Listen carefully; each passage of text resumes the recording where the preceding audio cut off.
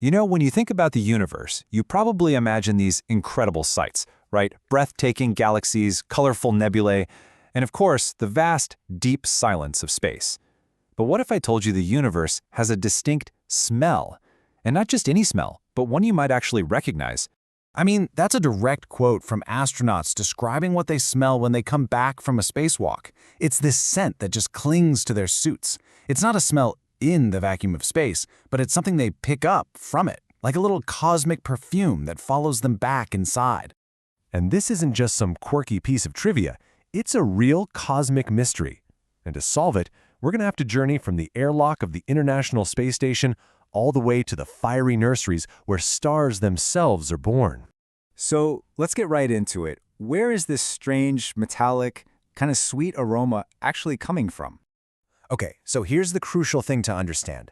The vacuum of space is, well, it's a vacuum. It can't carry a scent. What's happening is that these tiny, invisible particles floating out there in the void are literally sticking to the outside of the spacesuits. Then, when the astronauts come back into the pressurized airlock with all that oxygen, those particles react, and that's when the smell is released. And what's wild is how consistent the descriptions are. They all say things like burnt steak, hot metal, or welding fumes. It's this very industrial, smoky kind of scent, like a cosmic barbecue. And that specific aroma, that's our first big clue. All right, so if it's not the vacuum itself, what in the world are these sticky, smelly little particles?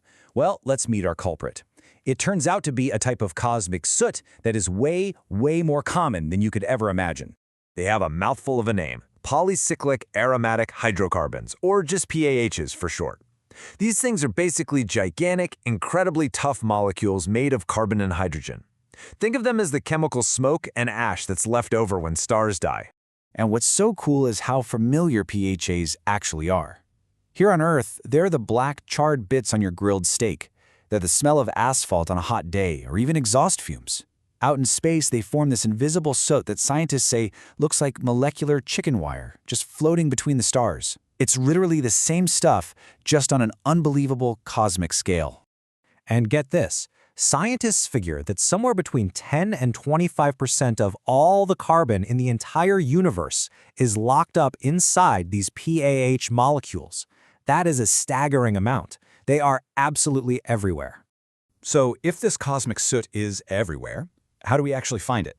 I mean, we can't just go out and sniff it. For that, we need a very special kind of cosmic nose, the James Webb Space Telescope. Webb can see these molecules through this really clever three-step process. First, you've got a hot, young star that's just blasting the area with powerful ultraviolet light. The floating PAH molecules absorb that energy, and then, kind of like a white t-shirt glowing under a black light, they radiate that energy back out. But they do it as a very specific kind of light, mid-infrared. And this, right here, is why the Webb telescope is such a game changer. Its mid-infrared instrument, or MIRI, is designed to see that exact wavelength of light. So Webb isn't just looking at the universe with its eyes. It's effectively smelling it by picking up the unique chemical signature of all these PAHs. This quote just nails it.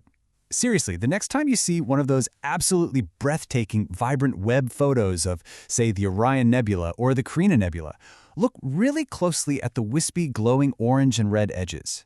What you are actually looking at is the collective glow of trillions upon trillions of these cosmic soot molecules, tracing the beautiful, complex boundary between hot stars and cold gas. And this isn't science fiction, you know? This is real, cutting-edge astronomy. Scientists like Dr. Else Peters are using Webb's data right now to map out exactly how these crucial molecules are created and how they survive in some of the most extreme environments in the universe. Now, it's really easy to hear words like soot and smoke and immediately think of pollution. But here's where the story takes a fascinating turn. This cosmic barbecue smell, it isn't a sign of waste. It's actually a sign of creation. I mean, it just seems like messy leftovers from dead stars, doesn't it? Just cosmic grime. But in reality, it's the complete opposite. These molecules are a fundamental part of the engine that builds new stars and new planets. So PAHs play three absolutely critical roles. First, they act as a cosmic coolant. They radiate heat away, which helps these giant clouds of gas cool down enough to collapse and form new stars. Second, they're like construction seeds, clumping together to create the very first grains of cosmic dust. And third, that dust becomes the raw material for the huge swirling disks where planets are born. Put it this way, no smoke, no stars. It's really that essential. Okay, so this brings us to the biggest, most mind-blowing implication of all. We've gone from a strange smell on a spacesuit all the way to the building blocks of planets. But what if the story doesn't even end there? There's this absolutely fascinating scientific theory called the PAH World Hypothesis. It basically suggests that these cosmic soot molecules weren't just essential for building the planet we live on, but maybe for sparking life on it too.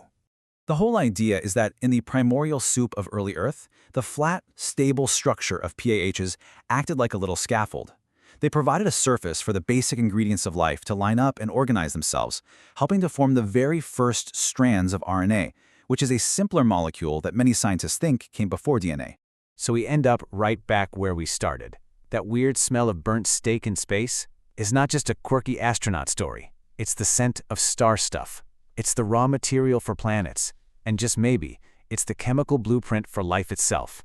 So the next time Webb detects this cosmic scent around a distant world, we have to ask, is it just smelling dust? Or is it smelling potential?